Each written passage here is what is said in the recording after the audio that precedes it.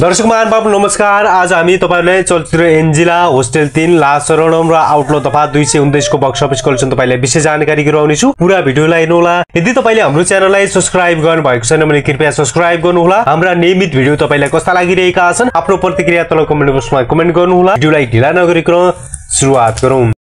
दर्शक महानुभाव यी चलचित्रले नेपाली बक्स अफिसमा राम्रो व्यापार गरिरहेका छन्।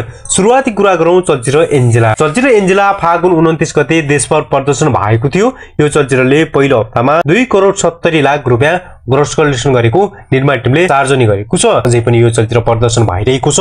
यो चलचित्रले आज पनि राम्रै बक्स अफिस कलेक्सन गर्ने अनुमान गरेको छ। यो चलचित्रले लाइफ टाइमसम्म 9 देखि 10 करोडको आधारमा ग्रोस कलेक्सन गर्ने अनुमान गरेको छ।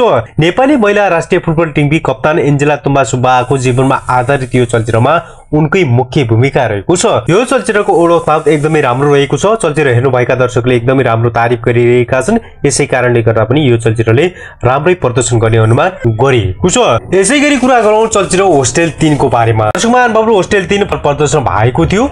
यो चलचित्रले 14 दिनमा 3 करोड 67 लाख रुपैयाँ ग्रोस कलेक्सन गरेको निर्माण टिमले सार्वजनिक गरेको छ। आज पनि यो चलचित्र राम्रै प्रदर्शन गरिरहेको छ। यो चलचित्रले लाइफ टाइममा 7 देखि 8 करोडको आधारमा बक्स अफिस कलेक्सन गर्ने अनुमान गरिएको छ।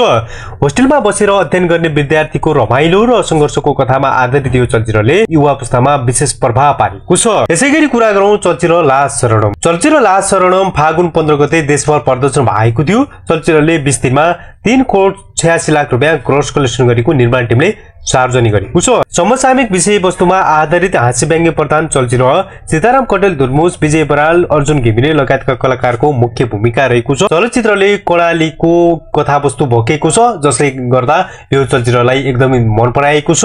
यो चलचित्रले राम्रै बक्स अफिस कलेक्सन गर्ने अनुमान गरेको छ। यसैगरी कुरा गरौँ चलचित्र आउटलो दफा 219 को बारेमा। चलचित्र आउटलो दफा 219 फागुन 29 गते देशभर प्रदर्शन भएको थियो।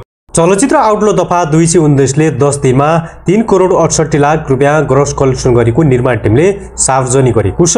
हो आदर्श महानुभाव एक्सन प्रधान चलचित्र जसमा सुशील श्रेष्ठको मुख्य भूमिका रहेको छ। विक्की महर्जनले निर्देशन गरेको यो चलचित्रलाई दर्शकहरूले एकदमै धेरै मन पराएका छन्। यसै कारणले गर्दा पनि चलचित्रले भोलिको दिनमा एकदमै राम्रो बक्स अफिस कलेक्सन गर्ने अनुमान गरेको छ। आगामी दिनहरूमा यी चलचित्रले उत्साहजनक परिणाम ल्याउने अपेक्षा गरेको छ। तपाईहरुले कुन चलचित्र हेर्नुभयो र कुन चलचित्रलाई मन पराउनु भयो तपाईको प्रतिक्रिया तल कमेन्ट बक्समा कमेन्ट गर्नु भने नभुल्नुहोला।